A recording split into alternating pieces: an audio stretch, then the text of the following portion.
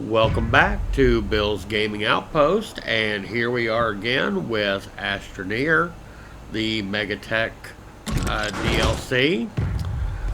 This is going to be another one of those shorter update style videos. And right now what we have is almost enough of the materials required to finish printing the Intermodal. So let's take a quick look around. This isn't related to that. However, this is the beginnings of an automated nanotube setup. We're harvesting organic. We're turning it into carbon. It's not fully automatic. You still have to replace canisters with miscellaneous materials, replace the gas canisters and so forth. But all told, pretty much everything comes out the other end here as nanotube.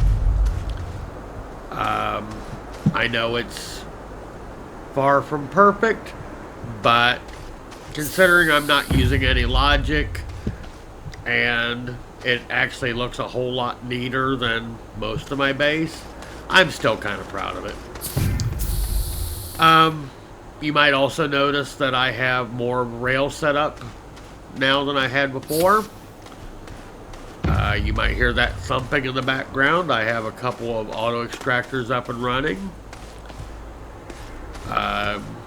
Not as many as I wish I did, but you know what? I'm still happy. Now, the elephant in the room is there's been a lot of talk so far about Megatech having a lot of bugs. Now, I personally haven't experienced them myself. I've come across glitches here and there, but I've kind of associated that with Astroneer and the fact that I have my graphics turned way up. One moment, please.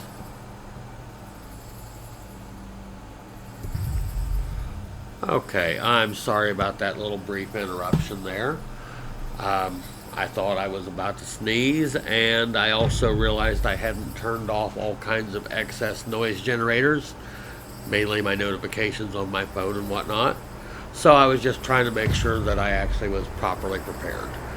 Anyway, like I said, we are doing the intermodal terminal, and as you can see, the resources required are relatively high, and I stopped just short of the appropriate amount to set it off.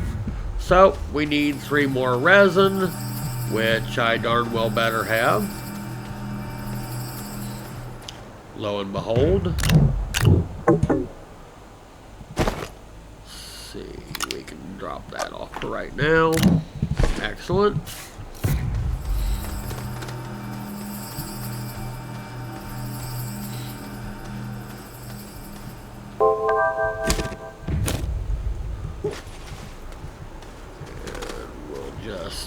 Drop these off here. They'll go where they're supposed to go. Should have enough power, I believe. So let's go ahead and light this match.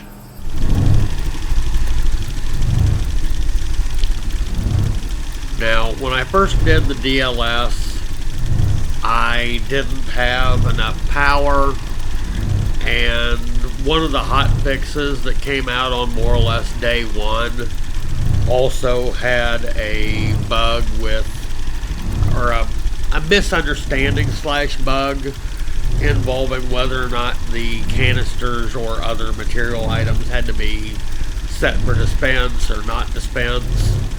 I can warn you right now that once this thing starts printing, don't bother it. Don't touch it.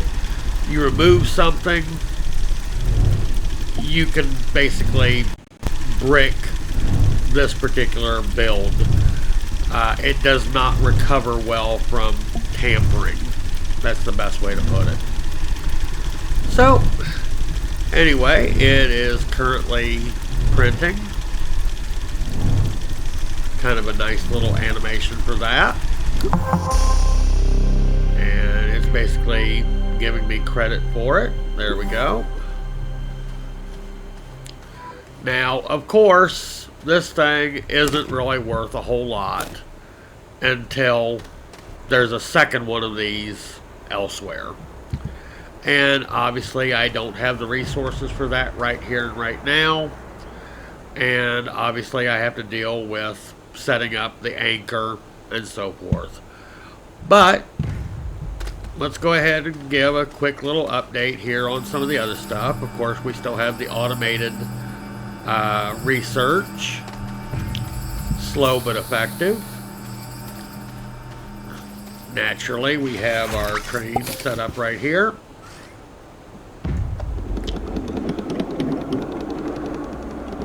We'll go ahead and take a, well, so much for power. I really need,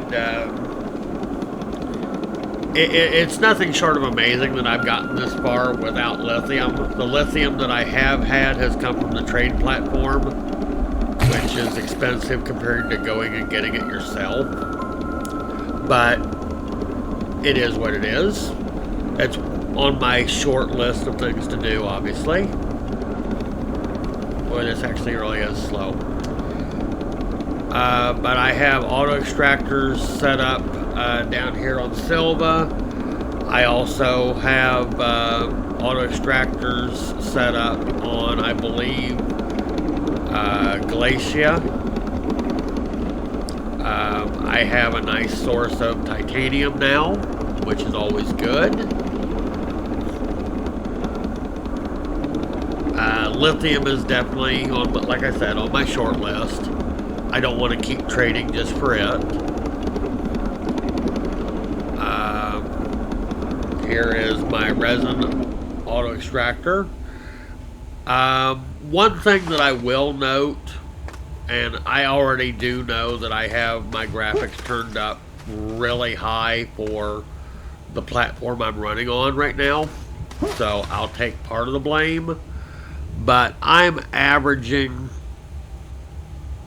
80-90 frames per second, which is perfectly acceptable, with dips as low as 12. And the Megatech did definitely tank some of the performance. This isn't running because I took the canister away for other reasons. But basically, things are going well. I'll probably either do a video both on titanium or on the second intermodal that I set up. I haven't specifically decided where it's going to be. It's entirely possible that I will set it up on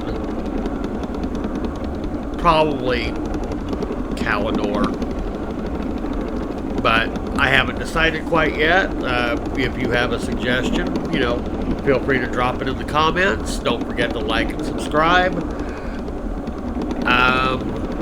I'm leaving out the bulk of the grindy resource gathering in the most recent videos. This has more or less just been a overview of my experience with Megatech so far. And for those that aren't quite there yet for getting it set up yourself, I figured you might enjoy a brief look at the items being set up. So, that's going to be that. I might hit this track up here and take you out to the other major spur on this particular this particular little run here.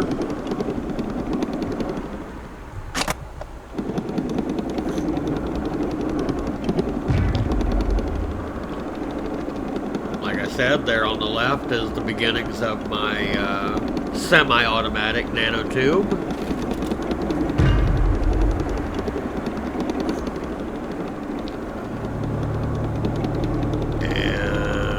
Here is my auto extractor for organic. I think I'm still kind of hurting from my very first effort of Astroneer, where I literally started completely over because I couldn't find organic. That literally one of the most basic things in the game. So yeah, I have large canisters, medium canisters, auto arms. This thing's just chugging away nice and happy. Makes me happy. You already saw I had an auto extractor down deep for resin.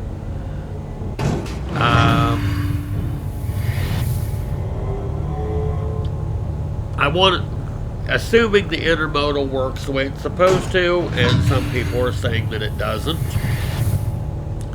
I want to get most of the resources automated enough to come back to Silva.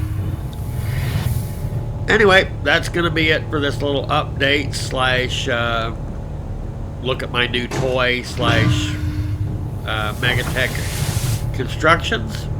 And I'll see you in the next one. Till then, be safe.